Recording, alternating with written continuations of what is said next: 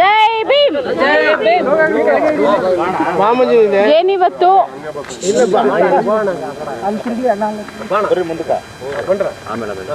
ತಾಲೂಕ್ ಪಂಚಾಯಿತಿ ಮುಂದೆ ಏನಿವತ್ತು ನಮ್ಮ ಮಾಧ್ಯಮ ಮಿತ್ರರನ್ನ ಏನು ಅರ್ಜೆಂಟಾಗೆ ಕರೀತಾರೆ ನಮ್ಮ ಡಾಕ್ಟರ್ ಬಿ ಆರ್ ಅಂಬೇಡ್ಕರ್ ಯುವಕರ ಸಂಘದವರು ಅಂತ ಕೇಳ್ಬೋದು. ನನ್ನ ಹೆಸರು ರೇಣುಕಾ, ಬೊಮ್ಮಸಂದ್ರ ಮಹಿಳಾ ರಾಜ್ಯಾಧ್ಯಕ್ಷರು.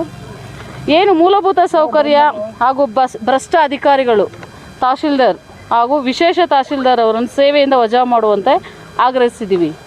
ಯಾಕೆ ಅಂತ ಹೇಳಿದ್ರೆ ಅವರು ಹೇಳಿದ ಟೈಮ್ಗೆ ಕೆಲಸಕ್ಕೂ ಬರಲ್ಲ, ಹೇಳಿದ ಕೆಲಸನೂ ಮಾಡಲ್ಲ.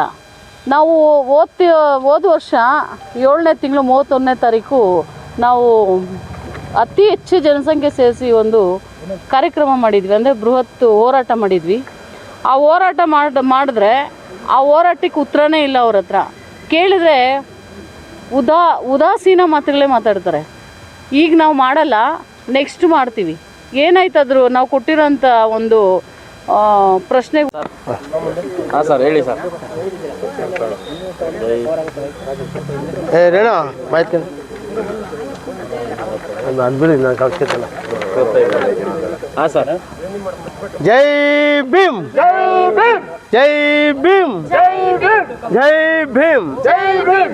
ಆತ್ಮೀಯ ಬಂಧುಗಳೇ, ಏನಿವತ್ತಿನ ದಿನ ಇಲ್ಲಿ ಬಂದಿರ್ತಕ್ಕಂಥ ಎಲ್ಲ ನನ್ನ ಪತ್ರಿಕಾ ಬಳಗದವರಿಗೆ ಒಂದು ವಿಚಾರ ತಿಳಿಸುವುದೇನೆಂದರೆ, ಭಾರತ ರತ್ನ, ಸಂವಿಧಾನ ಶಿಲ್ಪಿ, ಮಹಾಮಾನವತಾವಾದಿ ಬಾಬಾ ಸಾಹೇಬ್ ಅಂಬೇಡ್ಕರ್ ಸಂವಿಧಾನ ಅಡಿಯಲ್ಲಿ ನಮಗೆ ಸಿಗಬೇಕಾದ ಮೂಲಭೂತ ಹಕ್ಕುಗಳು ಇದುವರೆಗೂ ಸರಿಯಾದ ರೀತಿಯಲ್ಲಿ ಸಿಗ್ತಾಯಿಲ್ಲ. ಯಾವತ್ತೂ ನಮ್ಮಲ್ಲಿ ಒಗ್ಗಟ್ಟಿಲ್ಲ, ನಮ್ಮಲ್ಲಿ ನಾಯಕತ್ವ ಯಾವಾಗಿಲ್ಲ, ನಮ್ಮ ಹೋರಾಟಗಳು ಯಾವಾಗ ಹಿಂದೆ ಇದ್ದಾವೋ ಆವಾಗ ನಮ್ಮ ಹಕ್ಕುಗಳು ನಮ್ಗೆ ಸಿಗ್ತಾಯಿಲ್ಲ. ಏನಿವತ್ತು ನಮ್ಮ ಹಕ್ಕುಗಳು ಯಾವ ರೀತಿ ಪಡ್ಕೊಬೇಕಂದ್ಬಿಟ್ಟು Anekal doctor B R Ambedkar ಸಂಘ ವತಿಯಿಂದ ಇದೇ ತಿಂಗಳು 30ನೇ ತಾರೀಕು ಭಾರೀ ಬೃಹತ್ ಮಟ್ಟದಲ್ಲಿ ಒಂದು ಪ್ರತಿಭಟನೆ. ಏನು ಈ ದಿನ Anekal doctor B R Ambedkar ಯುವಕ ಸಂಘದ ಅಧ್ಯಕ್ಷರಾದಂಥ ಡಾಕ್ಟರ್ ಎಂ ಕೃಷ್ಣಪ್ಪ ಮರ್ಸೂರ್ ಅವರು ಏನು ಇವತ್ತು ಸುದ್ದಿಗೋಷ್ಠಿ ಕರೆದಿದ್ದಾರೆ.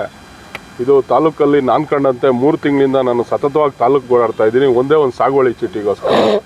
ಅಲ್ಲಿರತಕ್ಕಂಥ ಯಾರು ಮಹೇಶ್ ಅವರು ನನಗೆ ನಾಳೆ ಜೆರಾಕ್ಸು ಮತ್ತು ಏನದು ಸ್ಕ್ಯಾನಿಂಗು ಅಂತ ಹೇಳ್ತಾರೆ. ಸ್ಪೆಷಲ್ ರೆಗ್ಯುಲರ್ ತಹಶೀಲ್ದಾರ್ಗೆ ಯಾರು CRSL ಕೇಳಿರೋದು ಅದನ್ನು ಏನೋ ಸಾಗುವಳಿ ಚೀಟಿ ಬೇಕು ಅಂತ DCREಯಿಂದ ಕೇಳಿ ಲೆಟ್ರ್ ಹಾಕಿದ್ರೆ ಕೂಡ ಇದುವರೆಗೂ ಅದಕ್ಕೆ ಉತ್ತರ ಇಲ್ಲ.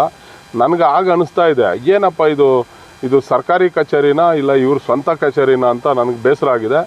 ಸೊ ನಾವು ಅಂದ್ಕೊಂಡಿದ್ವಿ ಅದನ್ನು ಅಧ್ಯಕ್ಷರು ಇವುಗಳನ್ನೆಲ್ಲ ಬಯಲಿಗೆ ತೆಗಿಯೋಂಥ ಕೆಲಸ ಮಾಡಿದ್ದಾರೆ. ನಾವು ಆ ಕ್ಷಣ ಹೋದಾಗ ಮಾತ್ರ ನಮಗೆ ಸಮಾಧಾನಕರವಾಗಿ ಆರೈಕೆ ಹೇಳ್ಬಿಟ್ಟು ನೈಸಾಗಿ ಕಳಿಸ್ತಾ ಇದ್ದಾರೆ ಆಫೀಸರ್ಸು.